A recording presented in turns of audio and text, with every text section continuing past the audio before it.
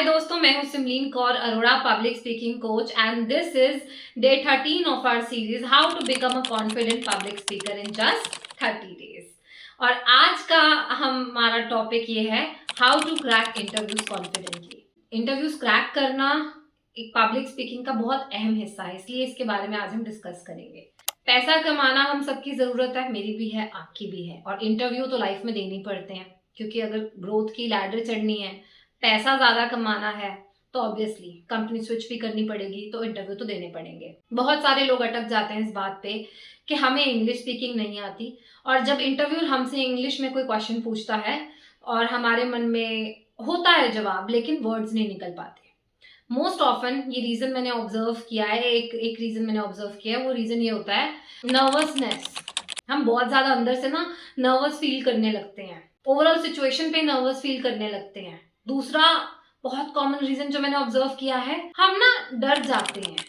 डर किस बात से जाते हैं? डर इस ख्याल से जाते हैं कि यार मुझसे नहीं हो रहा। अपने आप को डिमोटिवेट कर देते हैं अपने माइंड में और उस लाइफ सिचुएशन में। सो जब आपसे इंटरव्यू कोई भी क्वेश्चन इंग्लिश में पूछता है, आप ठीक है इंग्लिश में जवाब दो, बट ऐसा नहीं है कि अगर आपसे उस मोमेंट पे इंग्लिश नहीं बोली जा रही बट आपको जवाब पता है, तो आप अपनी लोकल लैंग्वेज में जवाब दे दो। सबसे इंपॉर्टेंट क्या देखता है इंटरव्यूअर देखता है आपका एटीट्यूड। एटीट्यूड में आता है कि ये बंदा कितना हम्बल है, कितना पोलाइट है, कितना प्यार से, कितना काइंडनेस से, कितना रिस्पेक्टफुली बात कर रहा है। दूसरे नंबर पे आता है लर्निंग एबिलिटी। ठीक है, अगर आपको काम नहीं भी आता अच्छे से, ठीक है, आपसे एक्सपीरियंस लोग मार्केट में बैठे हैं, but why should I hire you? I should hire you for your behaviour and learning abilities. अगर आप में ये जुनून है, ठीक है, आप इंटरव्यू कोई चीज क्लियर करते हो, that you have the ability to learn, you are eager to learn and grow in this career, you are very passionate for this field, ठीक है, आपको एक चांस दे देंगे।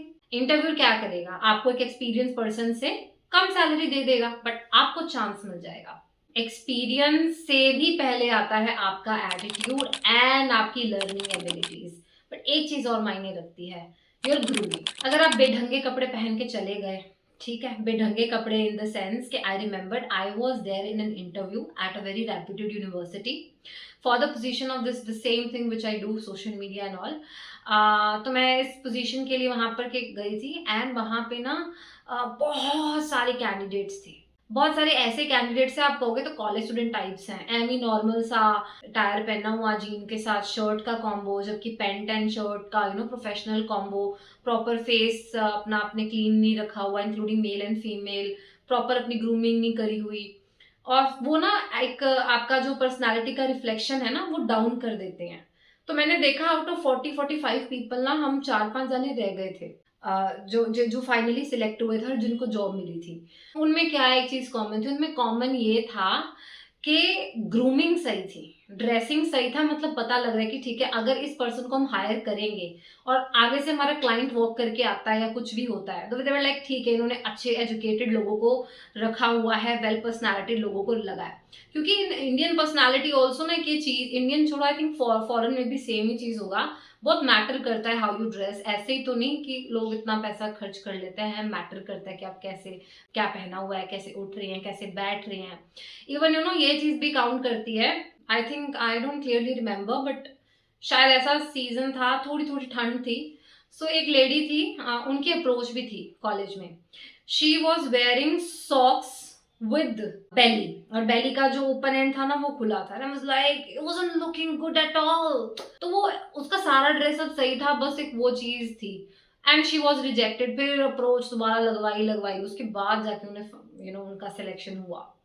सो हर एक छोटी छोटी डिटेल मायने रखती है। सो यही कुछ टिप्स हैं आपके इंटरव्यू के लिए। अगर इंटरव्यू पे जा रहे हैं, अपना ग्रूमिंग का ध्यान दें, चाहे ऑनलाइन इंटरव्यू चाहे ऑफलाइन इंटरव्यू है, ठीक है। आपने फुटवेयर पे ध्यान दें, है ना, अपने एटीट्यूड पे ध्यान दें कि हम्बल रहें, पोलाइटली बोले, स्वीट टॉक करें, वो ये शो करें कि आप में लर्नर एटीट्यूड है। एक बोनस टिप और देती हूँ from one of my experiences. I was at my company and I was asked to take an interview of a candidate, ठीक है। वो कैंडिडेट फ्रेशर थी, मैंने उसका इंटरव्यू लिया for the position of content writer. I asked her कि why should be hire. She said कि ना मुझे फाइनेंशियल नीड्स है, मुझे अपनी फैमिली को फाइनेंशियली सपोर्ट करना है, इसलिए you should hire me.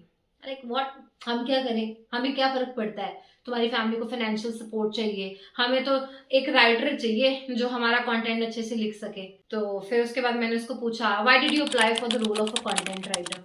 She said मैंने ओपनिंग देखी इसलिए मैंने अप्लाई कर लिया। अब इतना तो मैं समझती हूँ कि जहाँ पैशन ना हो वहाँ काम शिद्दत से नहीं होता, काम बस काम चलाऊ होता है। So was like good bye.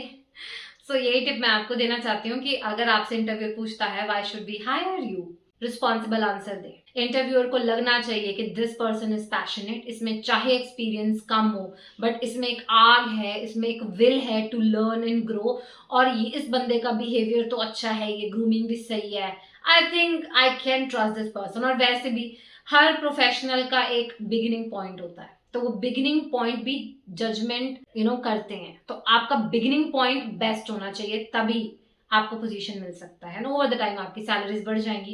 So that's all from my side. अगर आपके इंटरव्यू रिलेटेड कोई और क्वेरी हो तो आप मुझे पूछ सकते हैं। Also you can book a 1-on-1 call with me and the link is available in the description.